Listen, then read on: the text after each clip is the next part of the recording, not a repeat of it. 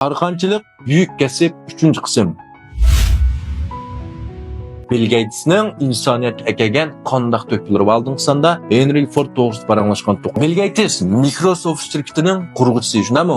Har qandaq bir kompyuterni ochsaqlar Windows, Microsoft deb shu xat chiqqandan keyin anondikin ochildi. Bu hammamizga tunishlik. Bo'libmi 80-90-yillar qarasa dunyodagi eng katta boysa hammamiz Bill Gates'ni bilib to'q. Shunami? Xil zamonlargacha Bill Gates dunyodagi eng katta boydi. Keyin Amazonning qurg'uvchisi deymiz, hozirgi Elon Musk deymiz. Bular chiqib tushib olmuş jüri. Undan burungi vaqtlarda shu Bill Gates deb planlaydi. Endi bu yerda Bill Gates balaliq vaqtlarda bunun bir talant iqtidor baka maktabga berib kelishida shu uy bilan bo'lgan orliqda bir kompyuter yasaydigan bir shirkat baka. Ya'ni IBM'ning eng dastlabki holati bo'lsa kerak. Bular kompyuter yasab, ham kompyuterning josiligini uyda yangdasab yasalgan vaqtda hozirda kichik bijibirli yo'q. Endi buni programma yozish kerak. Programmasi kirdirdi. Bill Gates'da shu vaqtda bir talant to'qim iqtidor baka. Shular natjibat tarasib yozib ketgan shuni bir qancha quruvlarni yozib tugatib o'tirgan bu programmani. Shuning bilan bir qatim shunda hal qilib turgan. Shunga Wolfgang yaraykensa sen jimo,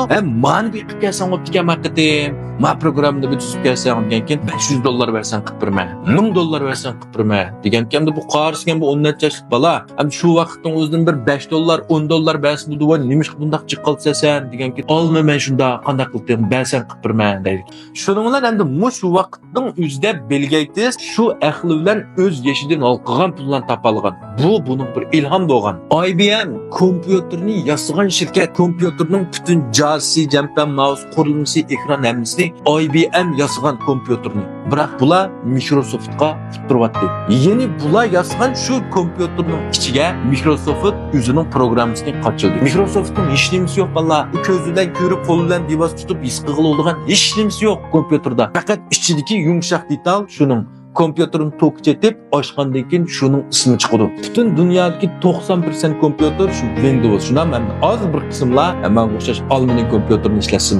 Endi bu yerdagi Bill Gatesning butun insoniyatga qo'shgan to'kisi uning yolg'iz Windows Microsoft shirkati orqali kompyuterlashtirilgan bir jamiyatni barliq keltirganligi emas, balki ko'z bilan ko'gili, qo'l bilan tutqizilmaydigan ahli mulkning pulga yaraydiganligini. Shu ahli mulk taynibmi dunyoda eng katta boy bo'g'il buldiganligini bildirganligida. Qaranglar, Microsoft shirkati Bill Gateslar hech qanday moddiy buyum sotmaydi, faqat ahli mulkini sotadi.